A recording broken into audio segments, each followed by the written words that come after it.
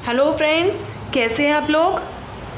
Study group YouTube channel में आपका स्वागत है।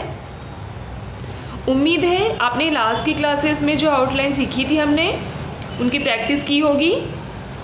अगर आउटलाइन बनाने में आपको कोई दिक्कत आती है, आपके कोई क्वेश्चंस है तो आप कमेंट बॉक्स में क्वेश्चन कर सकते हैं। तो दोस्तों, आज हम हिंदी स्टेनो का पार्ट 4 डिस्कस करेंगे। इस पार्ट में हम शब्दों को जोड़कर लिखना सीखेंगे।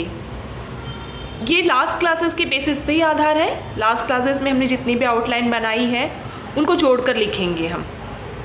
तो दोस्तों, इन आउटलाइन को जोड़ के लिखने के कुछ नियम हैं, आइए हम वो डिस्कस करते हैं।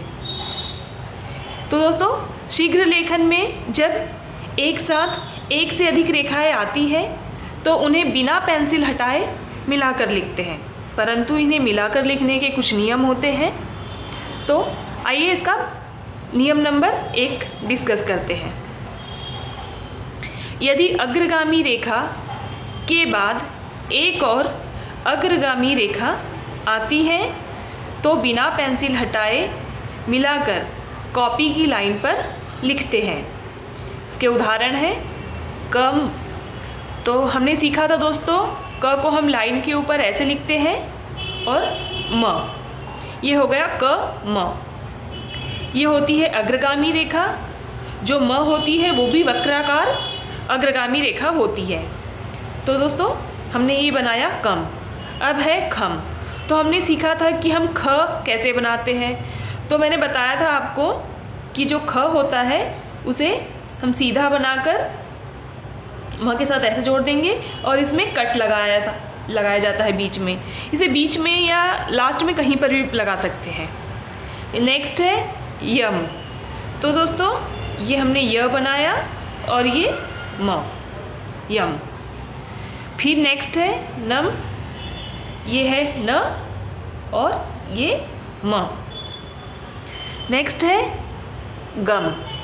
ये ग और ये म। ये हो गया नियम नंबर 1। जब अग्रगामी रेखा के बाद एक और अग्रगामी रेखा आती है तो ये सारी अग्रगामी रेखाएं होती हैं। अब है दूसरा नियम। जब अधोगामी रेखा के बाद एक और अधोगामी रेखा आती है तो पहली रेखा को लाइन पर समाप्त करते हैं तथा अगली अधोगामी रेखा को गति के अनुसार लाइन के नीचे तक ले जाते हैं। तो हमने सीखा था कि अधोगामी रेखा ऊपर से नीचे की ओर बनती है। इसकी दिशा जो है ऊपर से नीचे की ओर आती है। तो आइए देखते हैं। ये है द और द। तो हमने क्या पढ़ा कि अधोगामी रेखा के बाद एक और अधोगामी रेखा आती है तो पहली रेखा को लाइन पर समाप्त करते हैं। मतलब हम ये द बनाएंगे तो हमने इसे लाइन पर समाप्त किया और अगली अधोगामी रेखा को गति के अनुसार नीचे तक ले जाते हैं। तो हमने ये दूसरी को नीचे ले आया। अब हम है छ त। तो छ हमने बनाया था, ये छ बनाया और ये त बनाया। अब इसमें हम बीच में कट लगा देंगे।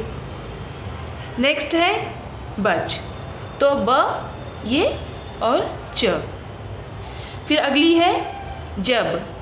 ये ज और ये ब। तो दोस्तों, आज हम 2 ही नियम डिस्कस करेंगे क्योंकि इसकी प्रैक्टिस बहुत ज़रूरी है। आज आप इन नियमों की प्रैक्टिस कीजिए, आउटलाइन बनाइए। दोस्तों, एक शब्द को कम से कम एक पेज में प्रैक्टिस करेंगे तभी हमें आउटलाइन याद होगी, तभी हम आउटलाइन अच्छी बना पाएंगे और हमारी स्पीड भी आएगी। तो कल मिलते हैं हम दूसरे नियम के साथ दूसरे पार्ट में। तब तक आप इसकी प्रैक्टिस कीजिए। तब तक के लिए धन्यवाद। नमस्कार।